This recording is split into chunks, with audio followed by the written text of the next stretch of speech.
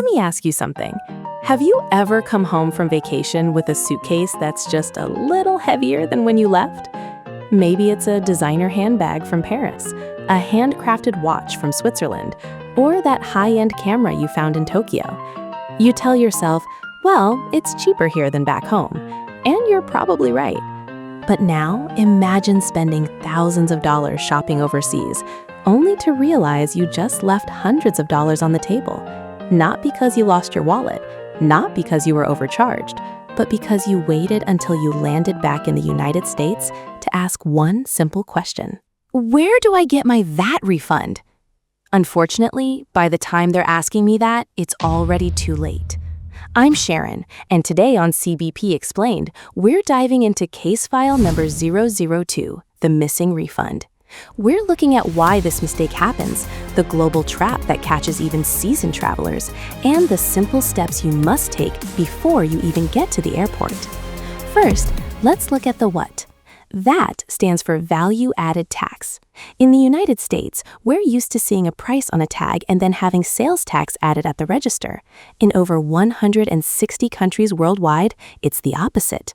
The tax, which can be as high as 20% or 25%, is already baked into the price you see on the shelf. The gift for international travelers is that many countries allow you to get that tax back because you aren't a resident and you're taking those goods out of the country. It's essentially a thank you for shopping discount from the government. Take a family we saw recently. They spent 2 weeks in Europe.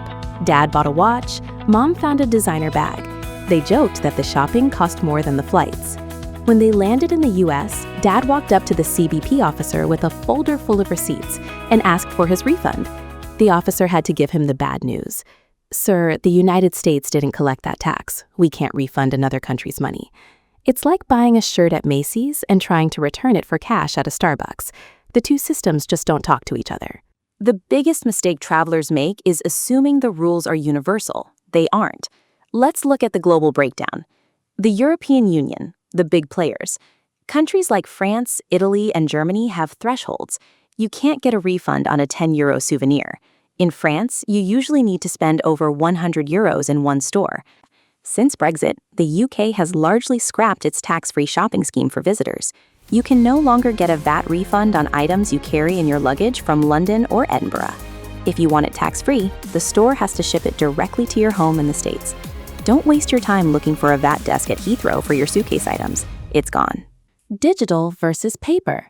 Some countries are moving fast. France uses a system called Pablo. Instead of waiting in a long line for a customs officer to ink stamp your paper, you look for a green Pablo kiosk.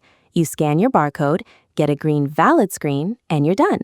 But if that screen turns red, you still have to go find an officer. So how do you actually get your money? There is a protocol. If you miss one step, the whole thing collapses. Step 1, at the store, the ask.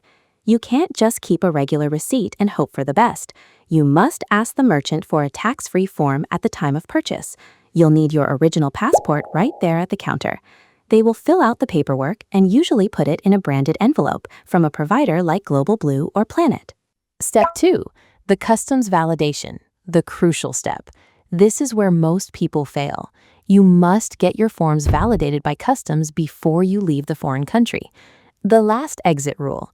If you are flying from Rome to Paris and then Paris to New York, and your goods are in your carry-on, you get the stamp in Paris, the last point before you leave the EU.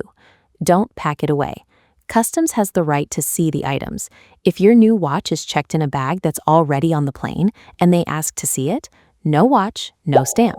No stamp, no money. Step 3, the refund desk. Once you have the stamp or digital validation, you take that paperwork to a refund office in the airport or mail it in the provided envelope. You can choose cash, usually with a higher fee, or a credit card refund, which takes a few weeks. To wrap this up, remember the 3 biggest mistakes. 1, waiting until you arrive in the US, CBP can't help you. 2, packing your purchases in checked luggage before getting your stamp. 3, assuming the store did everything. The store starts the process. You have to finish it at the border. Travel is about making memories, not losing money to a technicality. A few minutes of research before your flight home can save you hundreds or even thousands of dollars. Thanks for joining me for another case file on CBP Explained. Have you ever had a VAT nightmare at the airport or a win where the refund paid for your next flight? Share your stories in the comments or on our social pages. Don't forget to subscribe for more straightforward talk on customs, immigration, and international travel. I'm Sharon. Safe travels, and check those receipts.